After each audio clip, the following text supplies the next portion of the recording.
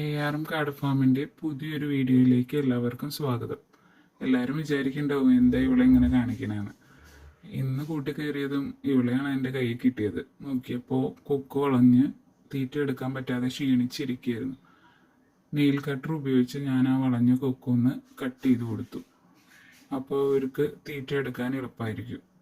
കാട വളർത്തലിൽ ഇതും കൂടി നമ്മൾ ശ്രദ്ധിക്കണം. അത് കഴിഞ്ഞിറങ്ങിയതും ലെക്സി എന്നെ കണ്ടതും കുറയ്ക്കാൻ തുടങ്ങി. കൂടിൻ്റെ അടുത്ത് തന്നെ അവളുള്ളത് കൊണ്ട് പൂച്ചയെ കണ്ടാലും എഴുജന്തുക്കളെ കണ്ടാലും ഒക്കെ കുരച്ച് നമ്മളെ അറിയിക്കും. അത് കഴിഞ്ഞ് നേരെ പോയത് കാടത്തീറ്റയുടെ കടയിലേക്കാണ്. തീറ്റ കഴിഞ്ഞിട്ടുണ്ടായിരുന്നു. അപ്പോൾ കാടമുട്ട കൊടുത്തതിൻ്റെ ബാലൻസ് കിട്ടാണ്ടായിരുന്നു. അത് ആയി ഞാൻ നേരെ പോയത് വെള്ളാർക്കാടുള്ള റഹിമക്കയുടെ കടയിലാണ്.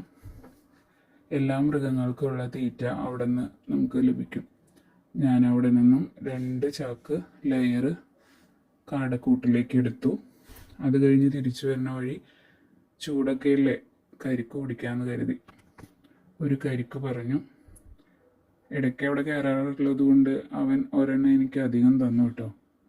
അതും കുടിച്ച് ഞാൻ തിരിച്ചു വരുമ്പോൾ വൈഫിന് വേണ്ടിയിട്ട് കരിമ്പിൻ ജ്യൂസും വാങ്ങി.